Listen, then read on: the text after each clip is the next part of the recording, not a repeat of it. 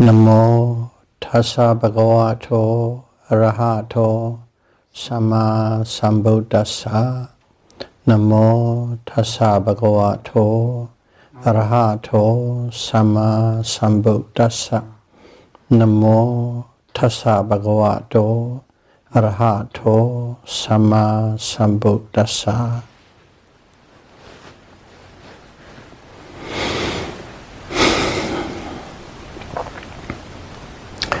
Theravada Buddhism Series, Dhamma Talk 29. Sāmaññaphala Sutta. Discourses on the benefits of being a monk.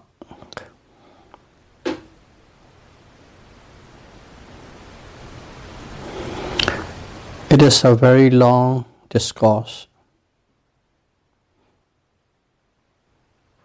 But here we are going to talk a summary of that discourse.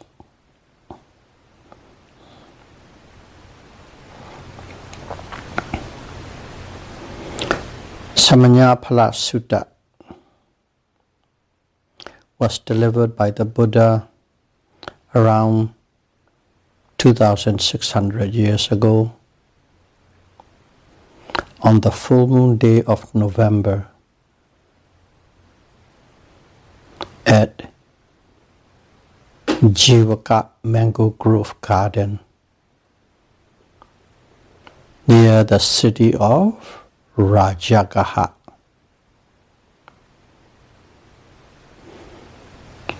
which is in the Magadha kingdom. The country is Magadha. This sutta was brought about by the question posed by the king Ajātasattu of that kingdom.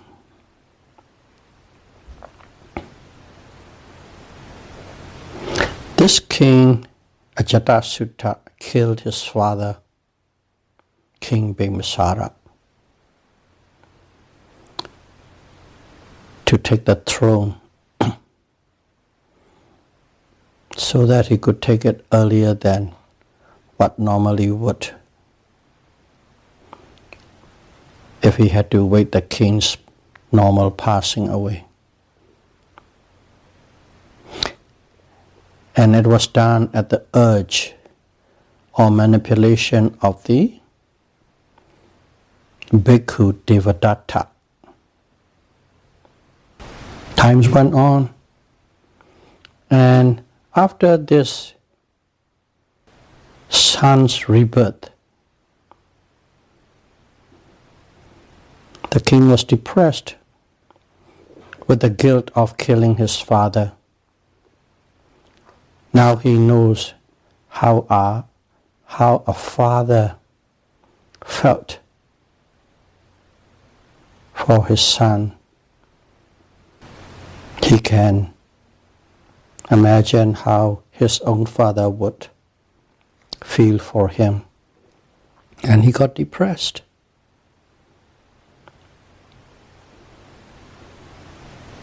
Filled with anxiety and worry, he could not sleep at night. Because of that, he posed a question to the 6 religious leaders of that time.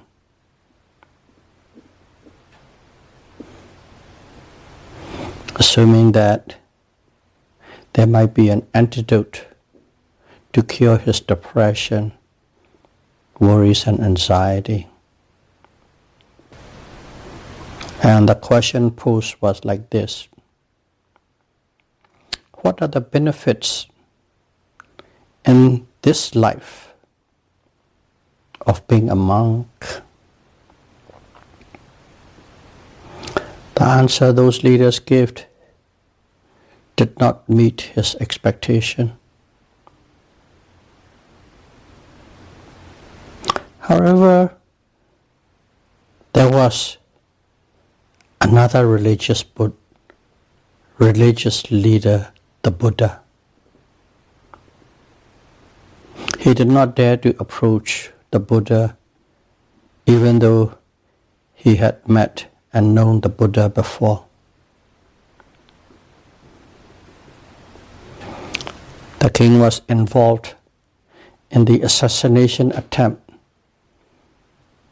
to kill the Buddha twice by Devadatta.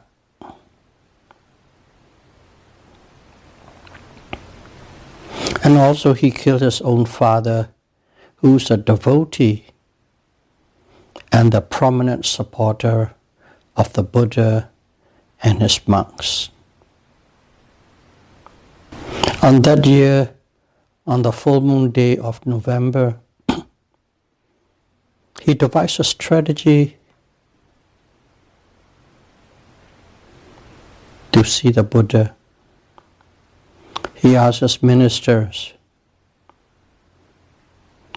where to get a proper answer for his questions. His ministers and advisors suggested the name of the religious leaders they follow. But he did not respond to their advice, as he had seen them already without getting any good answer.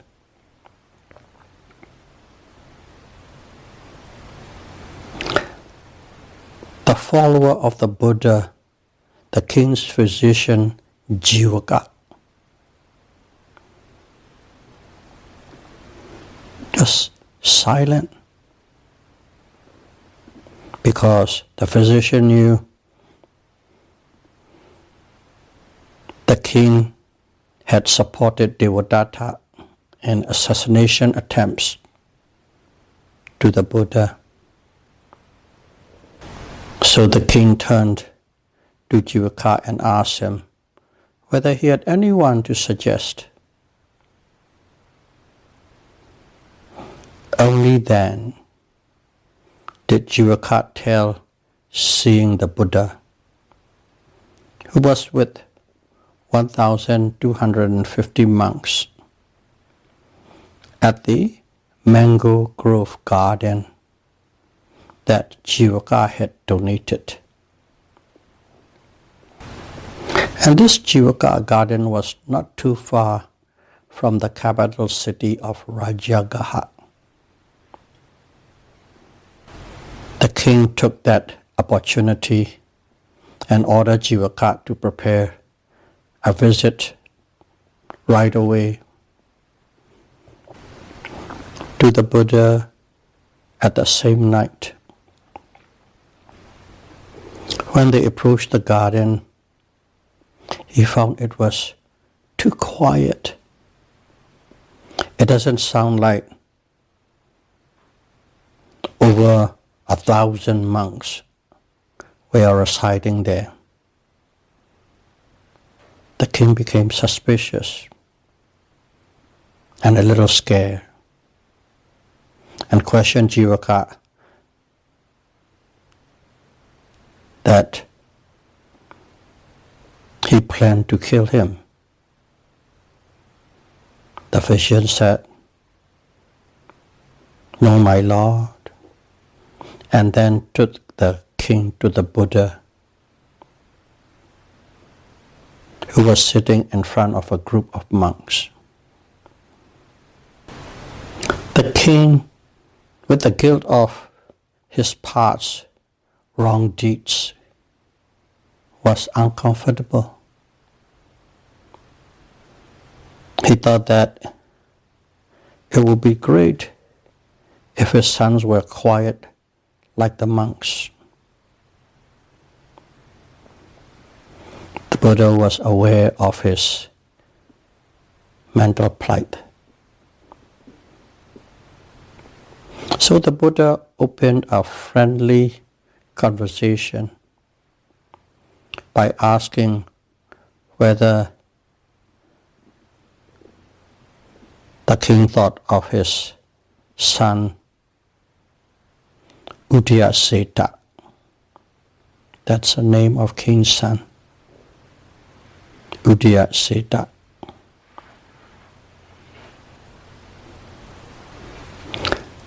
The king was quite relieved and paid proper respect and asked permission to ask a question.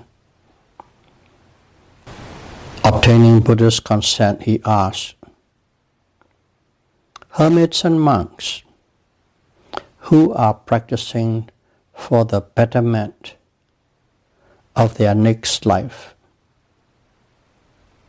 do they have any benefits in this life? Then the Buddha asked him whether he had asked this question to anybody, anyone. The king replied that he had asked to 6 other religious leaders and give the accounts of their answers. Only then the Buddha asked him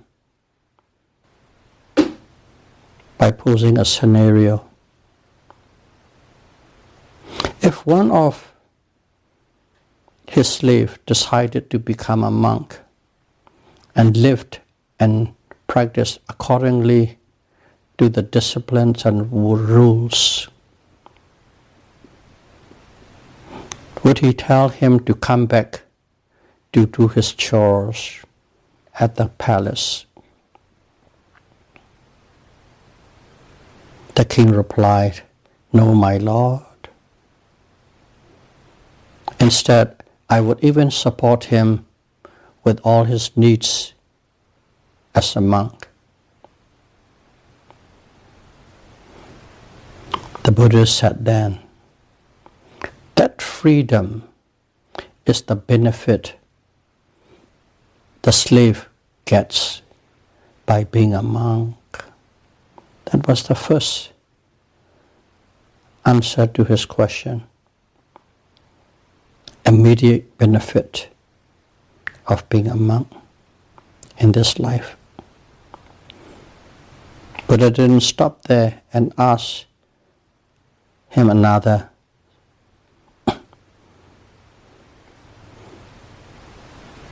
Posing another scenario. A farmer who pays taxes every year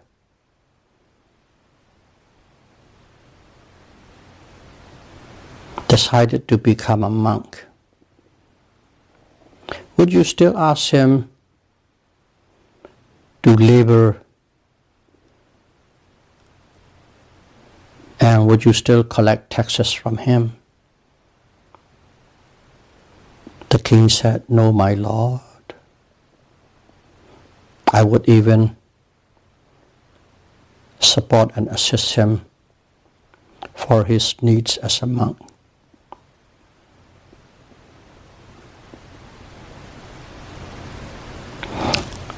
The Buddha said that freedom to work for money and pay taxes, freedom to work for money and pay taxes as a lay person is the benefit of being a monk. During the Buddha's reign, many people who met and listened to the Buddha's Dharma developed great saddha, faith and confidence, and they became monks. And these monks with 3 types of sila, precepts. The first one is the lesser sila or lesser precept, such as 5 precepts or 8 precepts. The second one is the medium level, Mijjhima sila, It's related with livelihood. The monks were forbidden to have a livelihood, to make money and own properties. That's in short. By not engaging with any kind of livelihood, you have disconnect yourself with the human activities of lay people, cut off all the social activities. And those trees are called Patimokha Samvara in Pali, for those who are familiar with Pali. Patimokha Samvara. The monk rejoices in the happiness of being faultless in deed and speech by observing those disciplines and precepts. They enjoy in the happiness of being faultless in deed and speech. Anajiva Sukha in Pali. And to keep this sila firm and strong, they practice 6 sense control that keeps faults away from the objects at the sense door. They practice 6 sense control that keeps faults away from the objects at the 6th sense door. In Pali, Indriya Samvara, observing the 6 senses, 6th sense door. These monks rejoice the happiness which is devoid of greed and anger. Ajātasattu Sukha. Next, they practice mindful and sensible living, which guards deed, speech, and thoughts against kilesa. Mindful and sensible living in Pali, Sati Sampajanya. This practice transforms one's thought patterns. Change. Once your thought change, your deed change, your speech change. The monks rejoice in the happiness of the faultlessness in deed, speech, and thought. This one is go farther into thought level. The first one is only deed and speech. The monks then practice contentment. Contentment. Santukha. Contentment in food, in clothing, in shelter, and in medicine. Nothing extravagant, just average, just enough to sustain the body. And they live in the happiness of being content. So there are 4. First of all is Sila, Patimokha Samvara. The second one is sense control, Indriya Samvara. The third one is Sati Sampajañña, mindful and sensible living. And the fourth is contentment, santukha. A monk or a hermit with the above four qualities can go to the forest alone and practice samatha meditation to eliminate the 5 hindrances. Nivarana, Pinchat Nivarana. You remember these 5 hindrances? From day one we start practicing, we talk about it. So I'll present these 5 hindrances with example. Kama chanda, sense desire is like having a debt to pay back.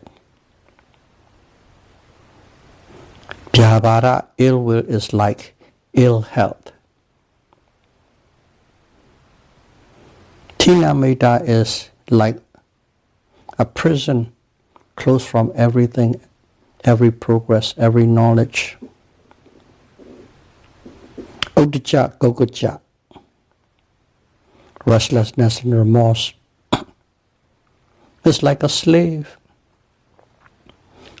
A slave has only time to work for the master, but no time for himself or herself. And Vijikicca, doubt, is like a dangerous journey. Those are the burden you carry if you have 5 hindrances. Debt to pay, full of disease and ill health, being like in prison, like a slave, and on a dangerous journey.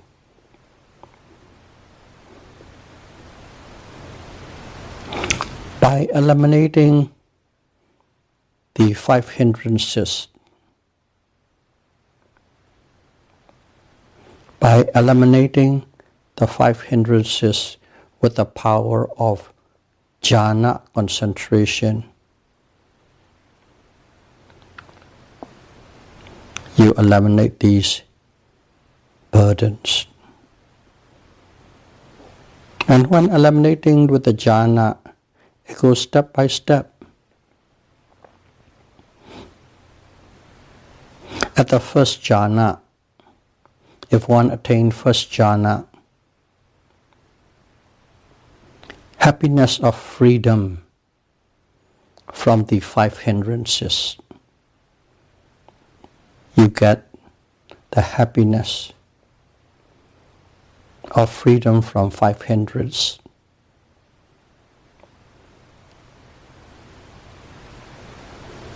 Vivekaca, piti in Pali. At the second jhana, one enjoys joy and rapture. Samadhaca, piti sukha. These joy and raptures are produced by second jhanic concentration. The third jhana brings the happiness of bliss due to the absence of piti, rapture. Bliss without rapture. Rapture is very coarse, relatively speaking to bliss. Bliss is very subtle and peaceful. And that one is called Nibbedika Sukha. And at the fourth jhana, the yogi enjoys the stillness.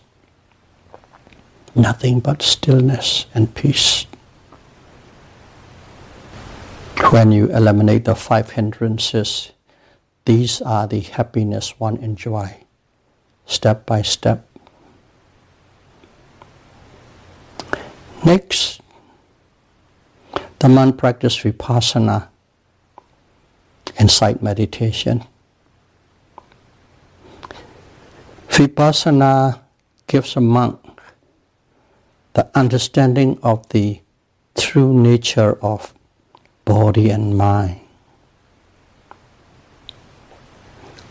That the body is simply the combination of four great elements, which are breaking down all the time. And nama consciousness is the awareness that depends on the body. The key thing is awareness that depends on the body. That one understands with vipassana. The next step is to develop a lot of abilities, let's call it abilities. I won't go too deep into it.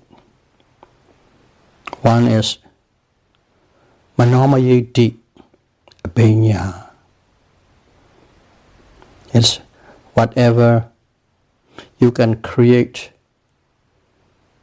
things, whatever you are thinking. You can create the rupa of whatever you are thinking. Next one is Adivara. You have a lot of psychical power. Flying in the sky, walk on water, go through the mountains. Dibba Sota. One can hear the faintest sounds from the faraway land, if one wishes it. Sitopariya. One have the ability to know other people's thoughts. Tubba Nivesa. One can recall many past lives, know the past lives. And Debbacakkhu Abhinya. You see, one can see even the tiniest, smallest material in a far distances. So these are the, I call it abilities, supernormal abilities. One can develop and have these things. Finally, the highest benefit a monk can obtain in this life is called asvakkhaya jnana. Realization of the Full Noble Truth. Or you can call Arahata Magga. This Arahata Magga uproot all kilesa and eliminates all form of suffering. Right in this life, the king was filled with faith and confidence, saddha, and asked the Buddha to recognize him as a devotee and a significant supporter of the triple gems, Buddha, Dhamma, and Sangha. He confessed the murder of his father with great remorse and asked for forgiveness.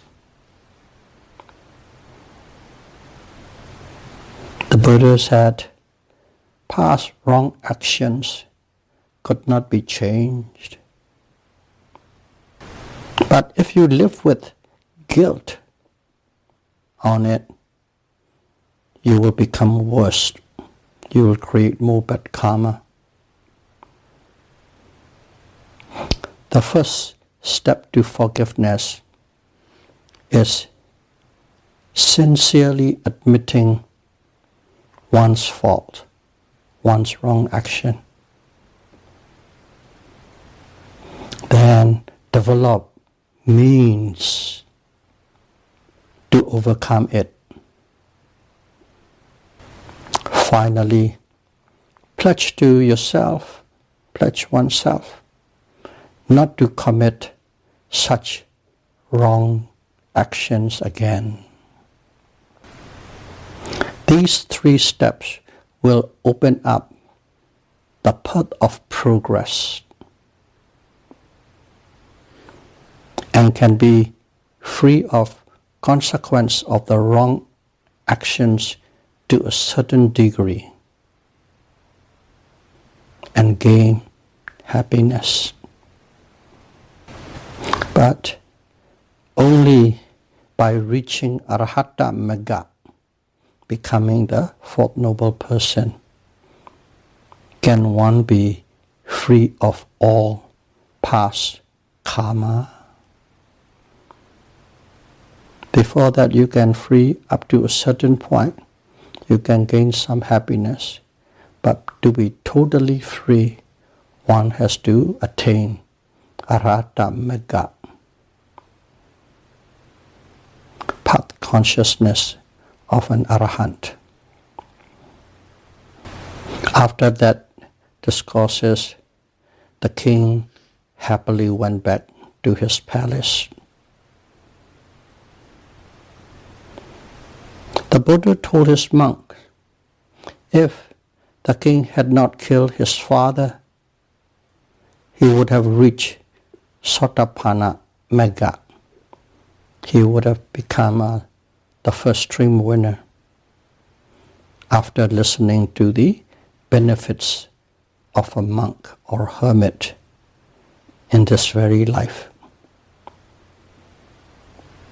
In Pali, there's a title, Sāmaññaphala Sutta.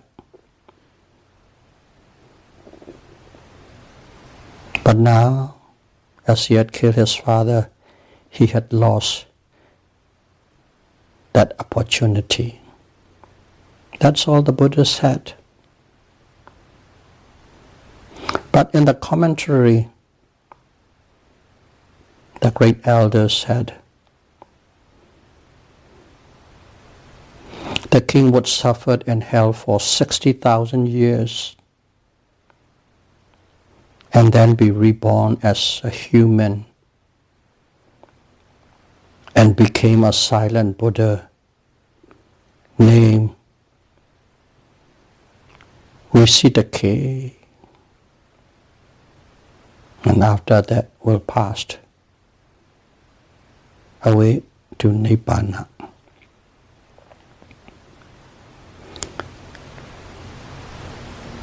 King Ajātasattu sponsored the first Buddhist council 3 months after the passing away of the Buddha. He sponsored the whole thing. Their Buddhist teachings were organized and classified into 3 divisions by 500 Arahants, so that the future generation of Buddhists can depend on the Dharma as taught by the Buddha. Sadhu, sadhu, sadhu. Thank you very much.